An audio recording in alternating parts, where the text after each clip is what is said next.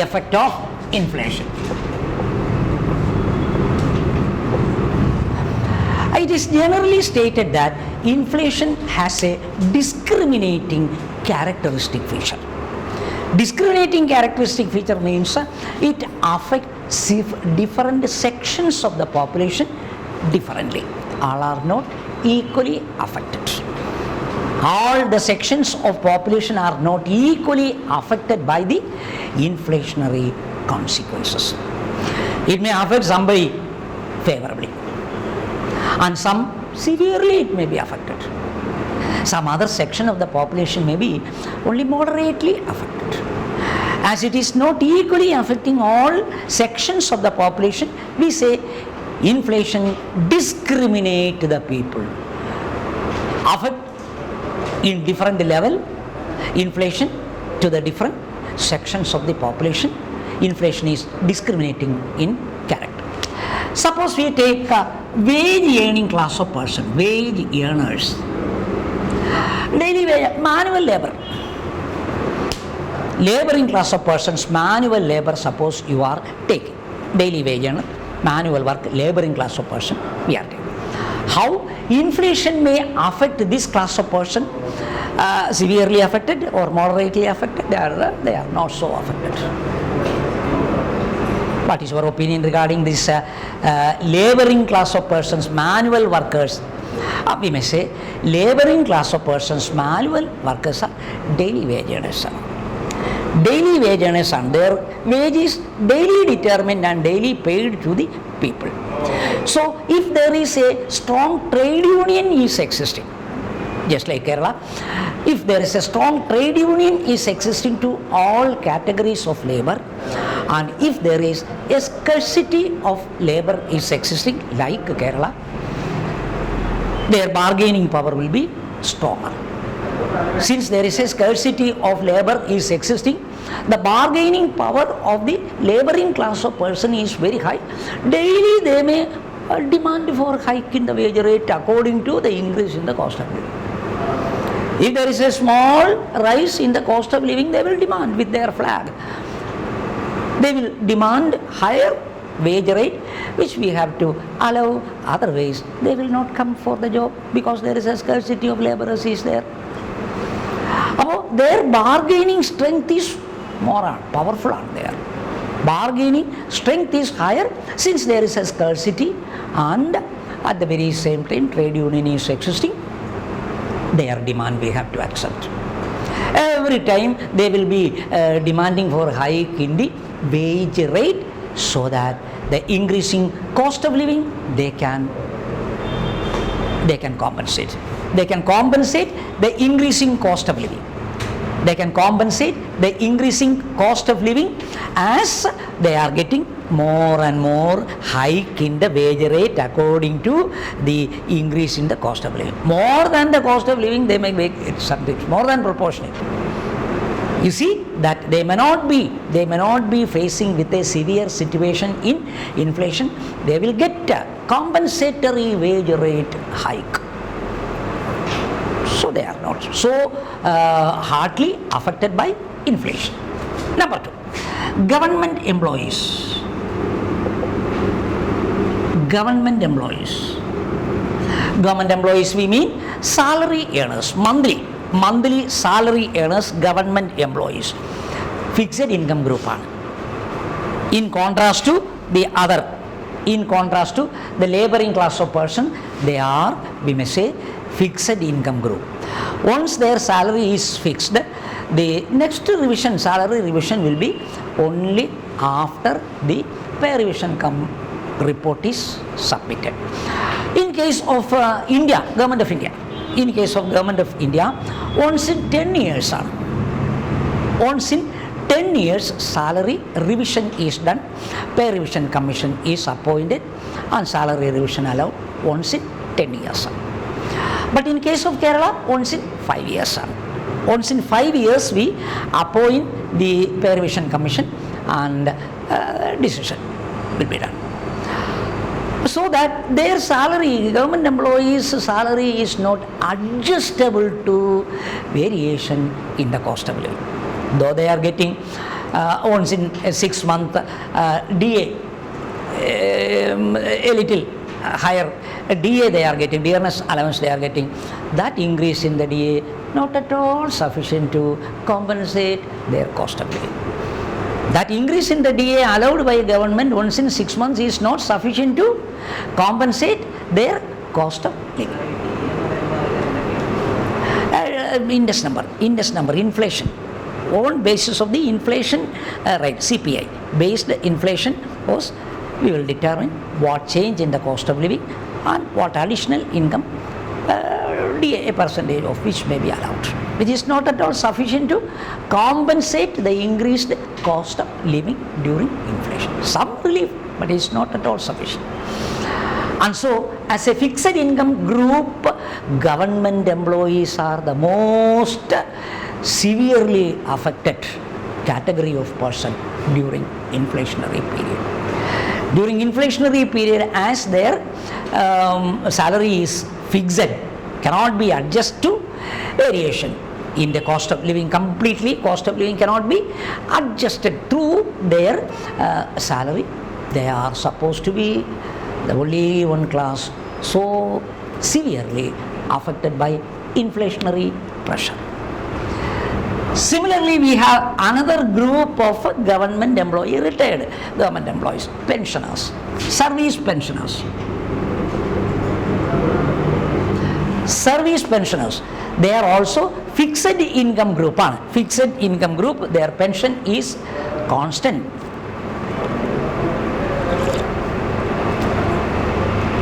Not amenable to cost of living, not adjustable to cost of living, since they get only a fixed amount for pension.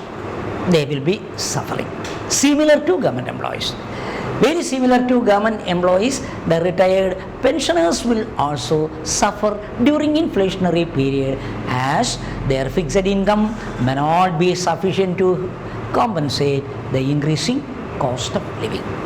The increasing cost of living during inflationary period they cannot sustain, since their salary or pension amount very lower.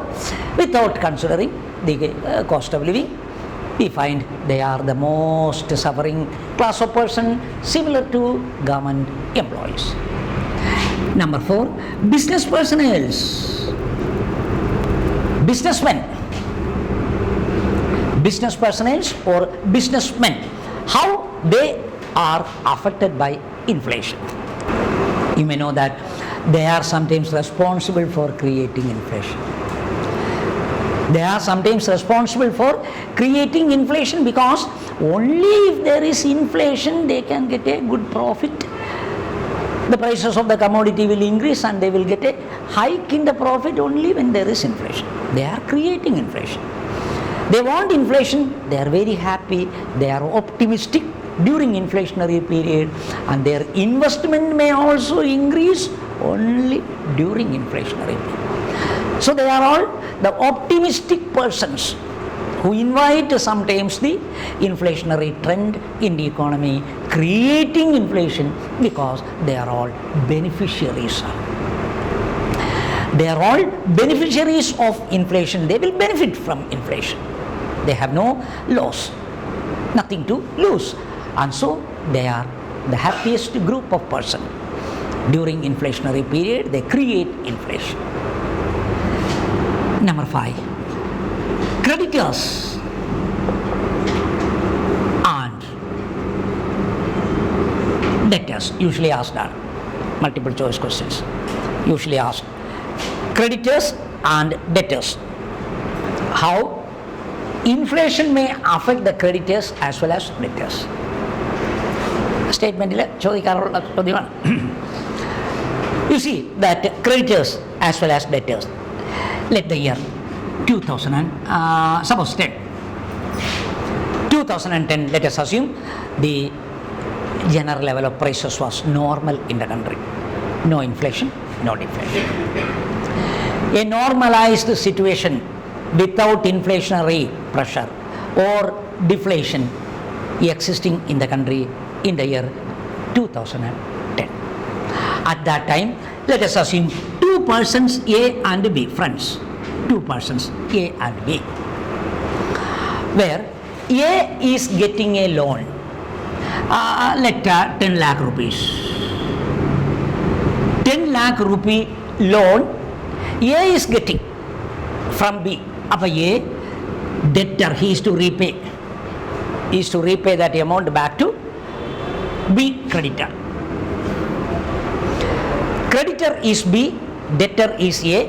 He is receiving 10 lakh rupee on loan from his friend B, and in 2010, when normalized prices was existing in the country, that 10 lakh rupee was sufficient. In 2010, he, let us assume, constructed his residential house consisting of 2 bedroom, every other expenses, flooring, electrification, drainage, painting, everything completely done, finished. 2 bedroom residential house he has completed with 10 lakhs of rupees in 2010 when the prices were normal. Suppose 5 years back, 5 years later, 2015, 2015. At that time, there is a hyperinflation in the country. A hyperinflation was resulted in the country in 2015. Prices went up to a very severe level. Value of money went down. And since the prices was increasing, value of money, purchasing power of rupee was going down and down. At that time, in 2015, when there is a hyperinflation is existing, A, the debtor, repay that amount back to B, the creditor. The debtor is repaying the amount to B, the creditor. The amount is repaid. And A has cleared his debt. A has cleared his debt by giving 10 lakh rupees to B during 2015 when there was hyperinflation existing. A, B, with this 10 lakhs of rupees may not complete even one bedroom residential house because of the high cost of production. Value of money is very low, cost of production is very high, and so he could not complete even one bedroom house completely. He could not finish with that 10 lakh of rupees, or suppose 1 lakh rupee additionally interest also paid by him, 11 lakh. With 11 lakhs also he cannot complete 2 bedroom house as A could complete in 2010. At the very same time, A has cleared the debt. In 2015, A cleared the debt completely, but B is a loser in value. What he paid 10 lakh rupees in 2010, highly valuable. In 2010, when there was normal price prevailing, a very valuable 10 lakh rupee be paid to A. But in 2015, when there is a hyperinflation is existing, the value of money very low, returned money, the money that is given back has no value. Actually, who is a gainer during inflationary period, creditor or debtor? Debtor is a beneficiary. Debtor is a gainer and creditor is a loser. Creditor is a loser and debtor is a gainer during inflationary period because of this reason. What he receives, what the debtor receives is a valuable money, and what B, the creditor, receive back is a valueless money, provided debt is created during normal period and cleared during inflationary period. Provided the debt is created during normal period and cleared during the inflationary period, debtors are beneficiaries, gainers, creditors are losers. Number 6, bond holders and equity holders. bond holder and equity holder, how the bond holder as well as the equity holder will be affected during inflationary periods. Bond holder. A bond gives a money value certainty. That's a characteristic feature of bond. Bond is a money value guarantee, certainty allowed. It is a financial paper offering money value certainty. Money value certainty means, suppose a bond is offering 5% rate of interest. Fix it. 5% rate of interest and suppose 5 years the maturity period of the bond. A 5-year bond maturity period 5 year offering 5% rate of interest. Let the rate of interest 5% money value, money terms is suppose 10,000 rupees. 10,000 rupees is the quantity of money, income amount by interest you are getting, which is 5%. 5% means 10,000 rupees are assured amount, 10,000 rupee by the bond for 5 years. Our first year end 10,000 rupee interest. Second year end 10,000 rupee. Third year end 10,000. Fourth year end 10,000. Fifth year also 10,000. Constant nominal amount. Constant nominal amount assured. Suppose there is inflation. During all the 5 years, the inflationary pressure was going on increasing. First year 10,000 rupees is getting interest, valuable, since the inflation rate was lower. Second year, since there is a slight inflation, the value of money is lesser. Third year in, again there is inflation, value of that 10,000 rupees very lower. Fourth year, very, very lower. Fifth year, very, very lower. Since there is inflation, the constant amount 10,000 rupee value is going on decreasing. A bond holder is a loser during inflationary period. The rate of interest he is getting, real value is going on decreasing provided there is inflation. Inflation undengil, the real value of the constant nominal amount is going on decreasing. He is a loser. Bond holders are losers during inflationary period. On the other hand, equity, another form of financial paper and equity, which offers real value certainty. Equity is offering real value certainty and not money value certainty. No money value certainty, but real value certainty is assured by equity. This condition, suppose 5% rate of interest offered with the real value certainty. 5-year maturity period. First year you got 10,000 rupee interest, 10,000 rupee, first year 10,000 rupees city. Second year you will get 10,000 rupees. That is sure. 10,000 rupees nominal amount you will get plus compensatory amount for the inflation. In the second year, if there was inflation, additional amount. To compensate the inflation real value, always each 10,000 rupees in the real value will continue. Each year compensation you will get, additional compensation you will get to compensate the loss in real value. Next year, third year 10,000 rupees plus according to the inflation rate, additional income. Fourth year 10,000 rupees plus according to the increase in the inflation, additional amount.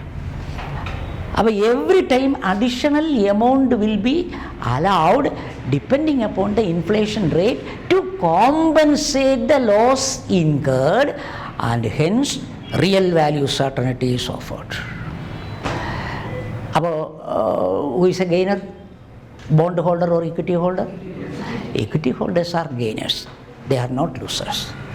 They will get compensation of their loss during inflationary period. അതേസമയം suppose deflation ആണെങ്കിൽ, suppose deflation is there, bond holders are gainers, equity holders will be losers. അവർക്ക് കുറച്ചേ കിട്ടത്തുള്ളൂ, minus ആയി പോകും. അപ്പോൾ depending upon inflation or deflation, inflation ആണെങ്കിൽ creditors debtors are beneficiary, creditors are losers. Bond holders are beneficiaries, gainers, and equity holders are losers if there is inflation.